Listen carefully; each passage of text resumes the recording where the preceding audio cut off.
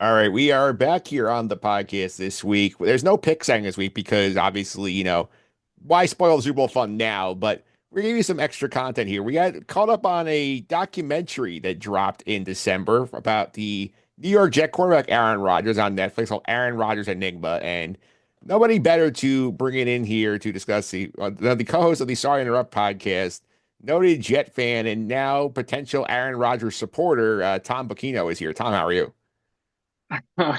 Listen, on my own podcast, by the way, thank you for having me. I swore off this documentary, and then you gave me the assignment, and I had to do it, I guess. So here I am. Yeah, I'm back in the Rodgers business, though. We're back. Yeah, so Rodgers, it appears, we'll get to this in more in May, but it feels like he has won you back over. Listen, I'm going to give all perspectives after we get the Jets have a new coach. We're going to talk about that. I don't want to spoil anything, but he taught me to have some empathy in life and have some empathy for him. He's a very complex individual.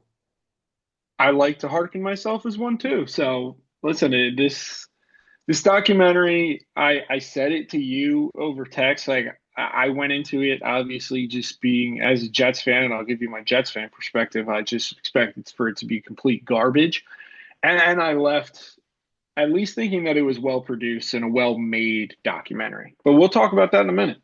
Yeah, we will here. And obviously, we saw last week the Jets made the hire. They got Aaron Glasser head coach. As I told you back when we did the NFL picks week 18, said that's Dude, what you they're great going. call. Yeah, because I said like I know. You were like a month early. Yeah. So I know Woody's type, and that fits the type that Woody likes to hire here. And obviously, like they went through the whole process where he spent millions of dollars in the search for him to land the exact same type of head coach he gets every single time here. But I got a feeling here, like it's interesting to see with Aaron Glenn because Aaron Glenn obviously brings like the former Jet perspective. He's worked under Parcells. He's been coached by Sean Payton, so he's got some good pedigree on the coaching front here. So for what they could have had. This is not bad, in my opinion. Still room for this to blow up if the owner intervenes or if the GM gets, like GM pick is still bad. But I think Glenn has potential. I agree with you. Again, I feel like I'm torn because I'm trying to separate the Jets from Aaron and Glenn as an individual, and I think he is a very good defensive coordinator. What he did in Detroit this year, where they were decimated by injuries and whatnot, but I just feel like we're getting back on the same stupid roller coaster where we're just going to do the loop and we're going to look at each other and be like, "Why do we keep doing this, man?" And that's what I'm scared of. To be honest with you, great call by the way by you. You were so early on that. That was awesome. But like I'm gonna root for him. I'm hoping that some good things are to come because that's all you really can do. But like I wanted them to do something completely different. To be honest, I might give you a little bit of a hot take here. I don't know if it is, but I wanted Mike McCarthy, Yeah. It's to be not, honest, I feel because like there's some people who felt that way. well, for me, I wanted first of all, I just wanted to just to do something different, and then secondly, like he's out from under the finger of Jerry, and I think he is a true head coach. He's been in the business a while, and I think the Jets are just at a point now where it's like we need to just rebuild the culture, period. And we just got to pick up the pieces. And he's a guy where it's like, do I think he's going to take the Jets to a Super Bowl? No, but the Jets right now are at a point where it's like, hey, maybe it'd be really chill if we went like above 500. That'd be sick. If we could just make the playoffs. Exactly, exactly. I was talking to a Steelers fan today, and he was complaining about Tomlin, and I almost killed him. I'm like, are you serious, dude? Like, I mean, I get it. They haven't won in a while, but like, what's the playoffs feel like? I don't even know if I hit puberty. Yeah, I might have barely hit puberty when the Jets made the playoffs last. Yeah, let's put it this way. The last time the Jets were in the AFC Championship game or in the playoffs, I was an undergraduate senior at Iona College. And since that time, I went back to grad school. They became a university. The drought's now a teenager, and still no playoffs. Yeah, I had hit puberty. I was in high school, and I have gone through a million career changes and got married. So it's been a while because I definitely wasn't thinking of marriage back in what was it, 2011? 11 was the last game. Yeah, in 11th grade. Yeah. Definitely wasn't. Yeah, it's wild, but like I said, I just wanted a change, but I'm gonna try right now. And after watching this documentary, I looked into trips to Costa Rica already. I might be making my way down there. I'm just gonna try and have a positive attitude. Are you Okay. good? I'm surprised you didn't try honeymoon in Egypt. Well, my job, listen, I can't tell my boss that I want to take a second honeymoon and just leave when I need to be there like Rodgers can. I don't have that kind of pull. Yeah, you don't have that kind of street cred. Not yet. I'm hoping someday. I'm hoping I can make those calls someday, but not today. Yeah, not today. And I think the interesting thing with Aaron Glenn here too is like obviously like we used to, we thought we were getting the culture change of Robert Saleh with the Jets, where he came in like the fiery guy, like who was on the 49 side, like, everybody pumped up, and you see him on the sideline during Jet games, he's like this, like just complete stone face, and Yeah, like, and you're hoping that like Aaron Glenn is from this market, he played in New York, he knows what the deal is compared to guys like Saleh or Todd Bowles or Mangini to a lesser extent, sort of like know what they're getting into he here. gets it. Okay. Yeah. Yeah. I agree with you. And Salah, I think at the end of the day, it's a combination of maybe he was in over his head being in New York with this market and everything that was going on. And then Rodgers came, and that was obviously a whole nother circus. And for me, it just felt like at the end, he was just trying to be somebody he wasn't. Yeah. And it was kind of killing me. But then obviously, maybe he wasn't as bad as we thought because once he left, things went way worse. Yeah, that's for sure here. Another interesting thing is that we've heard rumors right now that speaking of Mr. Rodgers here, that there are rumors that Aaron Glenn wants to keep Aaron Rodgers as quarterback. So that'd be fascinating considering the Jet owner is not seeing a big fan of his anymore. Yeah, I mean, I'm kind of at the point now where I want to keep him too. Yeah. Like at this point, what's the difference? What's another season? What happens if they, I mean, I'm talking myself into it again already, and we haven't even hit the Super Bowl yet. I think the thing with him that like the reason against it is just two is number one, the salary cap situation really gets like fucked for the team. Like if they end Yeah, he, I think it's a $63 million dead hit after next year if he stays for a year. And yeah, how much better are you really expecting him to be at 41 compared to 40? So that's the other question you're looking at here. But like if your benchmark is, it's gonna be Tyrod Taylor and a rookie, maybe like on the wings, Jordan Travis, like I could see the appeal saying, like, let's give this one more try. yeah. And Travis had. I was researching him throughout the year, just wanting to see if there was a chance, and he just had a lot of setbacks with that injury of his. So I hold out hope for him, but I mean, the thing is, I'm also seeing myself in like week 10 of next year, just screaming like, why are we doing this all over again? So I'm so torn. Yeah, it is torn. And I do think it's also interesting here that like now we've seen this documentary here. We've seen the Aaron Rodgers Enigma on Netflix here. And like I gotta give the doc credit here, and Rodgers I know was heavily involved in this, is that like there were things he easily could have like, shied away from to try and like rehab his image a little bit, but like all the ridiculous stuff over the past few years, whether it was the ayahuasca, whether it was the anti-vax stuff, the The COVID controversy, immunized, the immunize, immunized. immunize RFK, the stuff with his family. He gets into all of it. He does, and I actually wrote that down. I'm echoing what you said, where I like the fact that he didn't dance around really any of the topics that got us to this documentary in the first place. Like if none of these topics were there, it would have been like a LeBron James piece. Um, but that specific spot in the doc, episode 3, for those who haven't watched yet, at the 35:43, and yeah, I took notes for this. He timed for it. Um, He's dedicated. Yes, that was where he acknowledged the fact that he was talking about the immunize, and he just basically said like I should have answered the question better. And like that right there, I don't know about for anybody else watching this documentary, that right there was like the head explosion moment for me because I was like, it's kind of a sliding doors thing because I was like, holy shit, that one answer. Can we curse on this, by the Sure, way? I don't know if you're doing sure, the go ahead. curses. Absolutely love it, love it.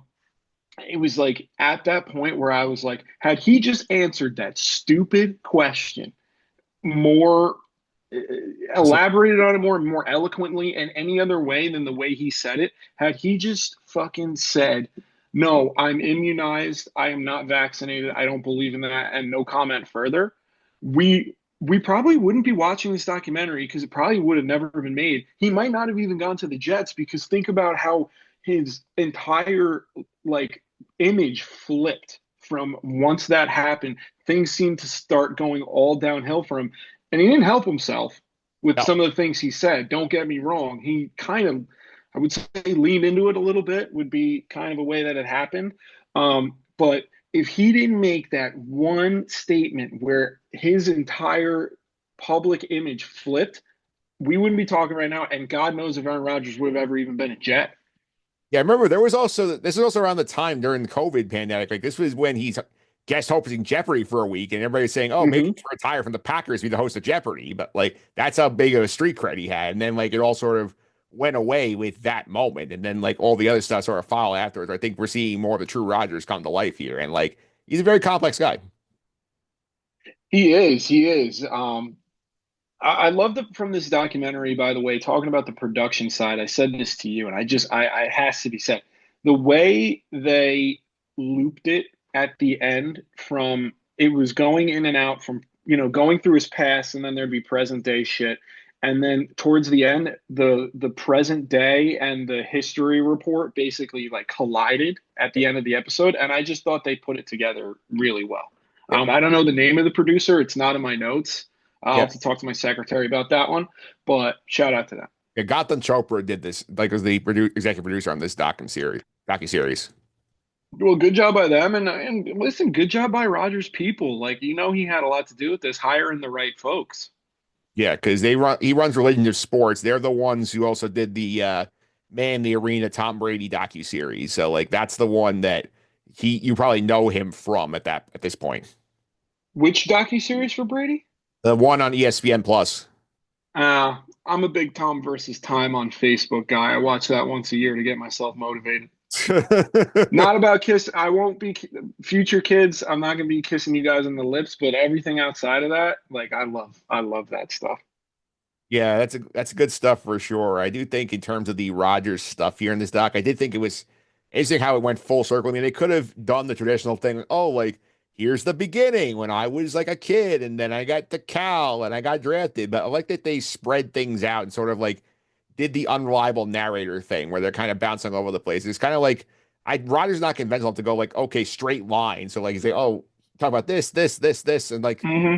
like Exactly. And that could have ended like really terribly and it could have been convoluted, but the way they looped it in, probably, I don't know. I mean, you saw it coming once you got to episode 3. It was like, okay, he's here with the Jets, but now he's present day talking. And then it was like, boom, we're right where we need to be. I thought that was excellent. Um, did you ever think about, I thought there was a lot of subtle marketing in this for this Huga House brand hats. I had to look them up because they were very prevalently sported in this. Have you shopped yet? I've been on the website a couple times. They're a little pricey. I have not shopped yet, but I would not be surprised there's a little product placement of Rodgers getting a cut if somebody goes online and buys the hats after the doc. Yeah, I wouldn't be shocked if he has some ownership in this brand because it was absolutely all over the place. Yeah, I want to bounce around this doc a little bit here. And one thing thought was interesting production choice here, like there was they interviewed a bunch of places. That one setup where he's outside at the blue sky and the camera is deliberately out of focus. I'm like, at first I thought, oh, like this is a screw up on my Netflix. And I'm like, oh wait, this is intentional. So I thought that was interesting. Yeah, and that the cameraman and everybody after they got that shot, they were like, "Fuck yeah, this is gonna look so sick in the doc." And it's like Yeah. it was okay, I guess. Yeah. It felt like we were on ayahuasca watching those interviews. Maybe that was the point. I mean, listen, I'm starting to think like maybe the way we do things over here ain't right. And I appreciate the fact that he questions things, and he has different perspectives on it, and I don't mind it. It's just it brings a lot of questions existentially. Like, does he have a responsibility as a public figure? Yes, you are entitled to your own opinion, but to be, I don't even want to say more responsible with it, but I guess that's the word. Depends what you're trying to go for. Because I think like it's because like he's made it clear throughout the doc. He's like, like I was really comfortable being the guy who was the discount double check guy who was on TMZ. So I think he's fine being a little bit of the anti-hero in terms of like, it feels more truly him. Yeah, it just makes you ask a lot of questions. Like for me, it's just with what's going on currently, and we're not going to get into any of that, but I mean, it just gets your head spinning. Like, who's right? Who's wrong? Is anybody right? What am I being fed? Even when I try and look up the right information, is this a lie too? I mean, it's all coming from the internet. It's just, it's a scary place, and I appreciate him being curious because I tend to be as well. Yeah, I did think also very interesting to see like the amount of people he got to talk in this documentary. I mean, obviously you have like all of his close friends, you got like Devontae Adams in there, you got a lot of his former Packer teammates in there. I was surprised we got both McCarthy and LaFleur on interview, as well as Brett Favre. Those surprised he got all three of them in this. Brett Favre was a shock, Yes. especially because that's a two-pronged thing. Like they obviously aren't the tightest. It was very awkward in the interview, and also like Brett Favre is like not the most popular guy in the world right now. Oh no. Um, I mean, you got Google him, what he's been up to recently. And yeah, I was LaFleur and him are tight, so I wasn't really surprised by that. I was surprised by McCarthy though. Yes, I But I know. think McCarthy has a lot more respect for him than the media alludes. Yeah, because I know there's a lot of stuff that Rodgers sort of like went out to sort of course correct here in terms of like his public perception. I think one of them was the idea that he ran McCarthy out of town. I think like the doc sort of makes you to believe like, oh, this was not sort of like I want him out. This is like a time ran its course deal, and LaFleur and me vibe because we did work pretty well. Yeah, and that was like a whole nother vibe of the documentary that I got where it almost kind of felt like Rodgers was keeping, maybe he kept it on paper, I don't know, but a mental list of like all these things that were either like over exaggerated or just completely wrong, where he's like, all right, like you said, the Mike McCarthy, all right, check that box. How about the lady at the airport? Like he had to explain that one because the media made him look bad in that one, and then they didn't do a good enough job rebutting his whole family dynamic. He had to check that box. Like it did feel like there was a lot of Rodgers, but at the end of the day, like he did a good job explaining it, and I kind of came away seeing his side of the story in a lot of things, which again might be the point. Yeah. And speaking of the family thing, like that one fired him up a lot because they made a whole big deal about when his brother was on The Bachelor, and like he took very public offense to the fact that like they had the whole dramatic thing set up about, oh, like they left two empty chairs during the hometown date on The Bachelor, making it look like I was deliberately skipping out on a family dinner, when it was in season when I could not possibly have gone. I was never asked to go. So I do think like that one was burning his like was basically burning him for a while. So he wanted to get that one out. Yeah, and that batch, I mean, what was that, like 2015, 2016? Yeah. I mean, he doesn't forget, man. He's an elephant. He doesn't forget. And I mean, he did a really good job in this documentary of convincing you that it's like this isn't just my side of the story, it's the truth. So I thought they did a great job with that as well.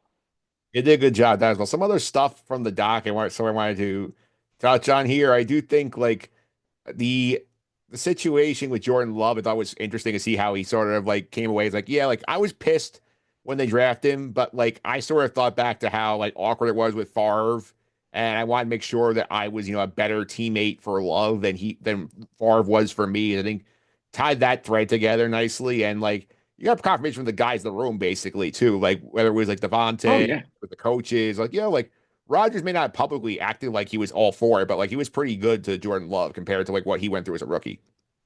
100%. And I respect him for doing that. And also like these guys wouldn't have certain dudes would not. And I think Jordan Love was on the documentary as well multiple times. And he did go to that charity thing for him. So like if Jordan Love wanted nothing to do with it, that's his own choice. So clearly, he's backed it up, and it's not just all talk either.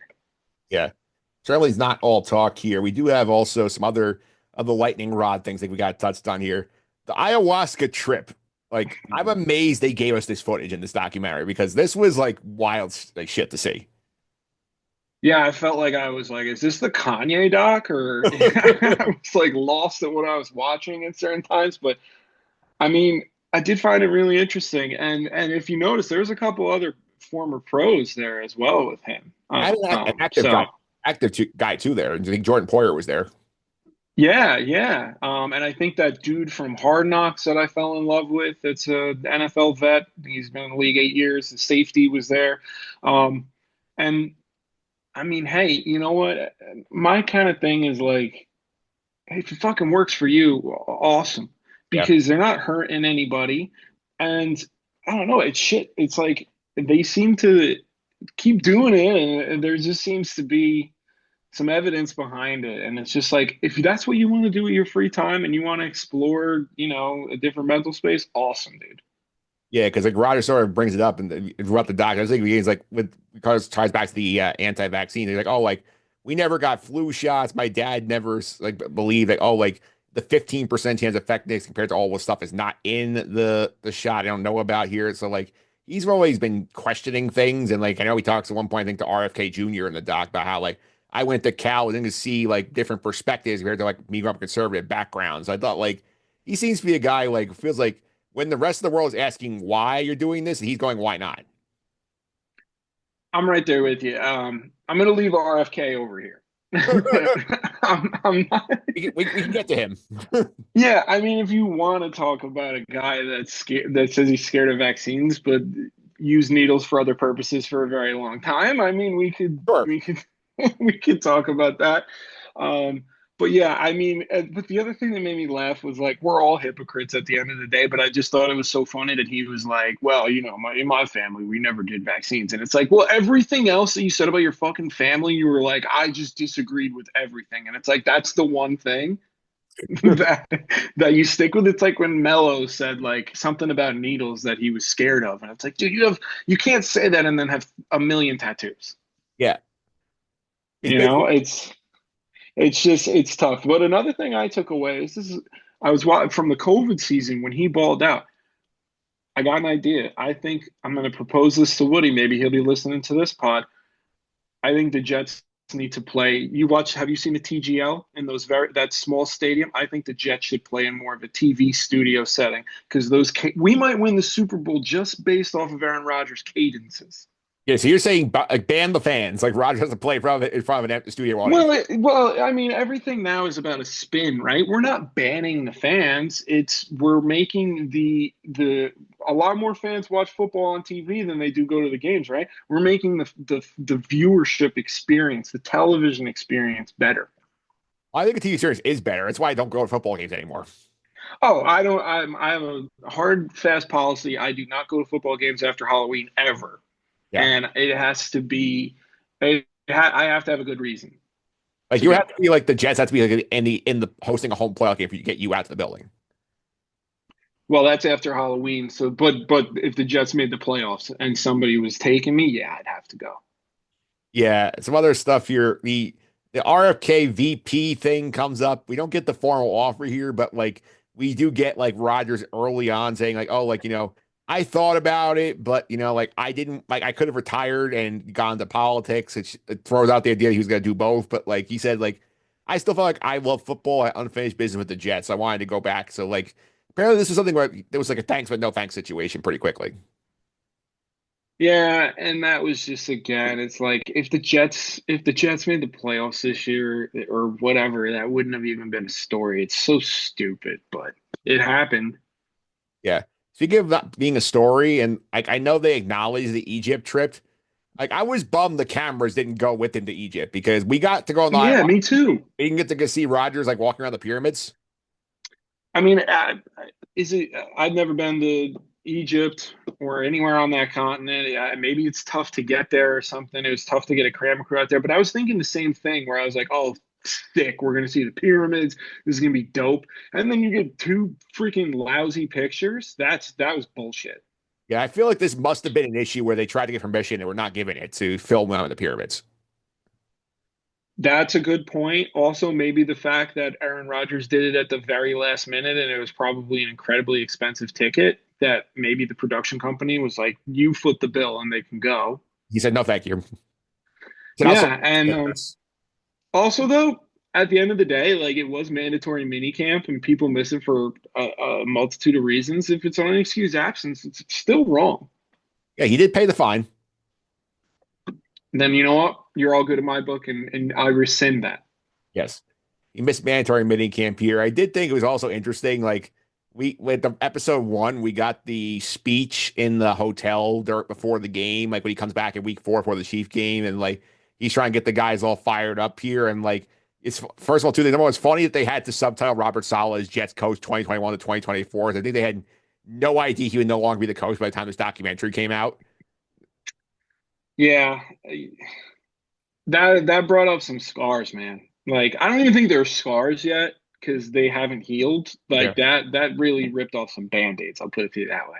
Yeah, and that one was so disappointing because like you see like why like guys in the room do like him because like that speech that gets you like fired up. Like, oh yeah, we can do this. And you like sit there, you see him watching in week 5 when he's on the couch at his house watching the Denver game. It's like he's invested in this. God, you know who I really just it just kills me because it could have been so special. Garrett Wilson, man. It breaks my heart. Yeah, and we barely saw him in the documentary too. I think he comes on at the end a little bit, but like he's barely there. I know. I don't know if that's a good sign for us. Well, I mean, Sauce was in that too for a little bit. So like they didn't really have many current Jets left the guys who play with him in Green Bay. That's a good point. Yeah, true. I was thinking Devontae because he's on the Jets, but then again, like he's a much bigger part of the story than the 1 year and 3 snaps of the Jets. Yeah, and Hackett too was in there a lot, but obviously that goes back to Green Bay too. Oh, Hackett. Can we talk about that for a second?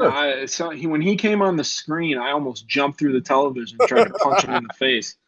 What a punchable face, man. I'm sorry. Like, I'm sorry if he doesn't want to come on your podcast now or whatever, but like, oh my God.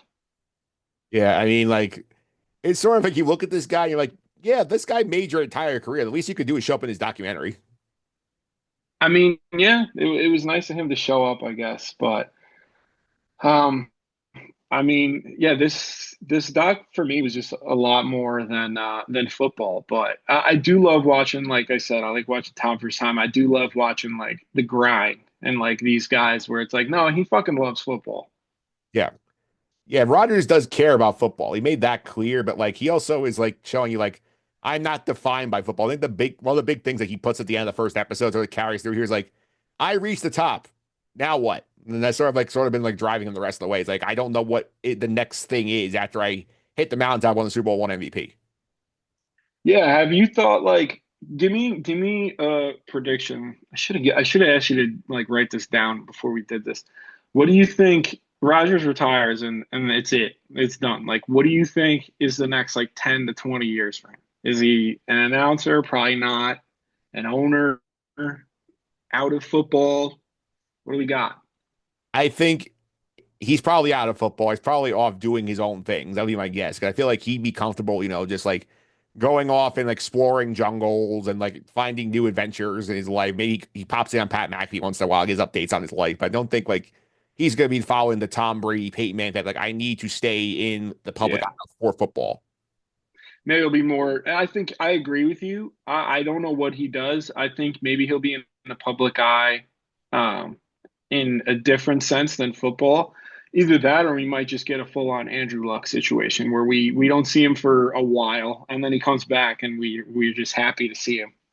Yeah, because I felt like there was definitely some attempts at image rehabilitation going on in here to a degree because like we did get a very smoothed out version of him in the end with the doc, but I do feel like I don't think this is the version of the guy who anymore was like, oh, I wanted to host Jeopardy. I don't think he's into that kind of stuff anymore. Yeah, it's funny you bring up that like the image. Like the fixing of the image because you had like Belichick do that big time this year and got him hired down at UNC. And then there's a couple other guys where, they go and they do either a documentary or Belichick did, oh, Gruden's doing that now at Barstool. And I think he's gotten a couple interviews or at least he's getting some chatter. Like it is funny to see a lot of guys doing some image scrubbing this year. Yeah, for sure. And I do think like in terms of like giving this like documentary a reputation, like a recommendation here, like are you passing along to football fans who are not Jet fans say you should watch this? You think this is worth the 3.5 hour investment? I thought it was a very well made doc. I think for me, it'd have to be, it'd have to be the right type of person, honestly. Because if it's just like a football junkie that doesn't care about any of the other questions he's answering and or asking, like they're gonna be like, that was fucking stupid. Rogers is stupid. Blah blah blah. I don't care. But for people that are more curious about Rodgers and whatnot. Yeah, for sure. I thought this was a really well-made doc, and it answered a lot of questions that we've had over the years. Yeah. Plus, I will say too, like you may not agree with what Rogers like espouses and some of his perspectives on like political issues or whatnot, but like he's not hiding from like these things. He's not trying to say this is not what I said or like he's saying like yeah, especially the moment with the vaccination thing where he says, like Hmm. I was trying to be shisty. Maybe I shouldn't have been shisty there. I think that like gives you a little more respect for him.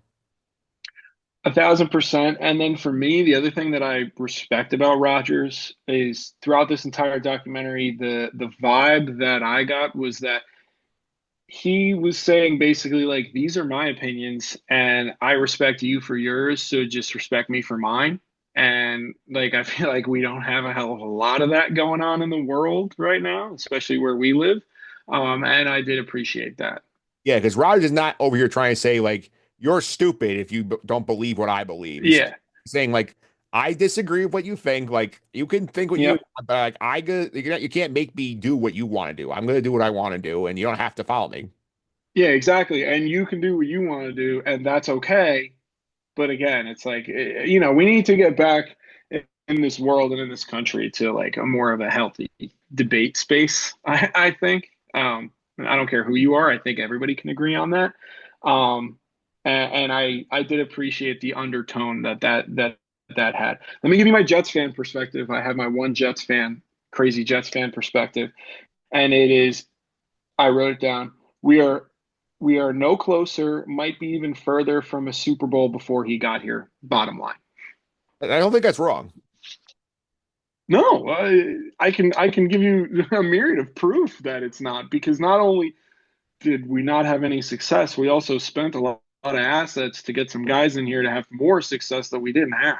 Yeah, yeah, that's for sure. So I mean, outside of that, like I said, I tried to put it in two buckets. Jets fans' perspective, this doc was stupid and we got no further. But then, just as a guy watching the documentary, that was everything else I thought. And then my other final thought was if in another planet the Jets were actually good this year, this would be like Such a bigger than my wedding video. Like I would like my kid, like I'd be like, all right, you're 10 now, like you have to sit down and watch this documentary with me because it's my life. yeah. But that's not how it went.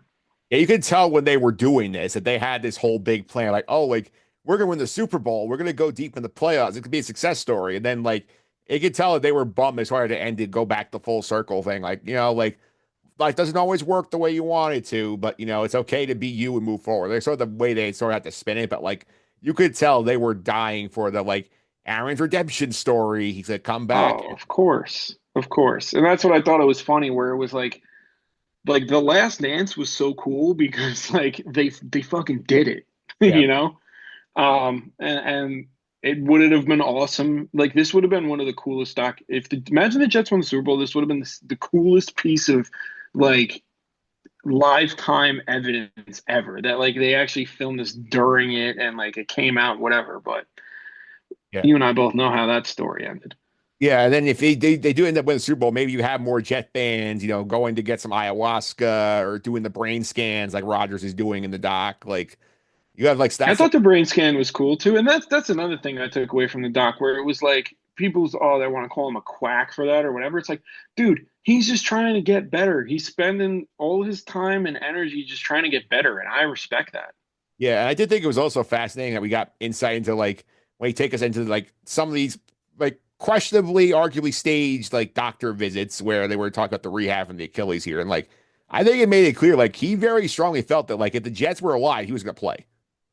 Yeah, yeah. I mean, honestly, when all that news came out, I myself, I'm sure you were too, were like, yeah, okay, dude, like it's an Achilles. But like after watching that documentary, it's like I didn't believe that it would happen because, I don't know, science is pretty cool. But I guess if you're trying to further science, you're on Rodgers' side. But I believe that he thought he could do it. Yeah, it just sort of goes back to the whole thing with Rodgers when like they say why, like why are you trying to get back so fast? He's like, why not? I can do it. Exactly. I mean, I love that attitude where it's like, if it's not going to kill me, like I'll try it. Yeah, because I see you see him asking the doctor, he's like, what can I do? And like he's like, yeah, it's like your Achilles is getting faster than like any I've seen. Again, could very well be staged a little bit, a little embellished to, boost the ego a little bit. But, like he very well believed that like if everything went smoothly, he was able to come back and lead the Jets into the playoffs. Didn't I mean, he did finish the year relatively healthy, but yeah, the playoffs part, we must have hit the skip button on that. Yeah, we have to skip on that. We will see now if we get more of Rodgers with the Jets coming up here. Because again, I think it depends on if whoever GM they hire. And again, as of recording time, they have not hired GM. They'll expect that to change probably the next few days. Like Who do you think? Give me another one. Come on, hit me with another prediction. that one, I don't know because like I thought it was gonna be the guy from Washington, but I feel like he didn't impress enough in that. They opened it up to more people. So I think he's one of Oh, these great. That's we're just what waiting. we need. Yeah. Yeah, I just think of this thing of I think it's fascinating to see like if Glenn and the GM say we want Rodgers back, if Woody says no. I want to see if that is what happens. Yeah, what do you think? What do you put a percentage on Rodgers playing in a Jets uniform next year? 40%. 40. Okay. Listen, I'll stick with you right there because I have no freaking clue. I feel like it's still more likely than not he leaves, but I do feel like there is a scenario here, like if the GM and then Glenn are aligned and say we think Rodgers gives the best chance to win right now. I think Woody could be talked into it because they say, "Oh, TV ratings. Oh, star power. Oh, attention. Okay, I'm in." Exactly, Woody. I'm telling you right now, I'm still gonna watch. I would like you to sell the team. That's what I want more than Rodgers coming back or not. But I will still watch if Rodgers comes back. It's like I'm not giving you money to go to the stadium or buy hot dogs, but like I'll watch on TV. Yeah, maybe I'll buy a hoodie. I was looking. I need a new Jets hoodie. So Yeah, I mean, he's if you listen close enough, Woody will send you some emails for new uniforms. I do appreciate when he puts the new uniforms out. It's like, yeah, our team, the building practically is burning to the ground, but we're rocking these tonight, boys. Yeah, it's like we look fly. That seems to be all Woody cares about. Yeah, you look fly when you're on the ground, getting a tackle for a loss every whatever. Yeah, You're bringing up trauma here, man. It's basketball season. Come on. yeah, it is. So, final call here: yay or nay on the doc? I give it a yay. Honestly, I will. I was pleasantly surprised. I'm sure you and at least myself, I can say I expected this pod to go a lot differently than it did. I thought I was going to come on here and just be shit talking it, and you be giggling every 2 seconds because I was just hitting you with all these one-liners about how fucking stupid it was. But it honestly wasn't that bad. Let me put it this way: the bar was in hell when I said, "Let's do this." I thought it was gonna be this is gonna have some laughs at Rodgers' expense, but you know what? Like, this was solid. Like, it's not the Did we worst. make it to purgatory or what? I think we cleared the bar. Okay, or you could do like the layers of hell. Yeah. But I think we actually made it past all the layers. It is watchable. So I would say purgatory at least. Yeah, I did not feel like I regretted the 3.5 hours I spent watching this documentary. Not at all. And I would recommend spreading it out because I think that's what you did and that's what I did. I did one a day for 3 days. Same here. Well, yeah, I kind of split it up even more than that, but no, I don't think it was a waste of time at all. There is much worse garbage out there that I have watched before than that. And if you want some answers to some of these wild things going on with him, you're at least getting some to whether you believe them or not from his perspective, but you're at least addressing the things that you're curious about. Exactly. And you just have to go into it with also the mindset. Like, I hate the media because they make it sound like everything they say is gospel. You just have to go in with the mindset where it's like Aaron Rodgers was heavily involved with this. So there's probably not going to be anything like super negative about him. No, there isn't. But Tom, thanks for all the time. Really appreciate it. If you want to check out what you guys are doing over the Sorry to Interrupt podcast, how can I do that? Sorry to interrupt, Klaus. All podcast platforms. Follow us on TikTok at Sorry Sports. We did a blue sky. I don't know if you noticed that. I don't even know how to like say what my blue sky is. I think it's Sorry Sports, but then dot whatever. So Just Sorry search, Sports on there. just search for Sorry Sports on Blue Sky. You'll find it somehow. Yeah, and we'll be starting up a YouTube soon, some Instagram, and just go on TikTok. You'll find us there.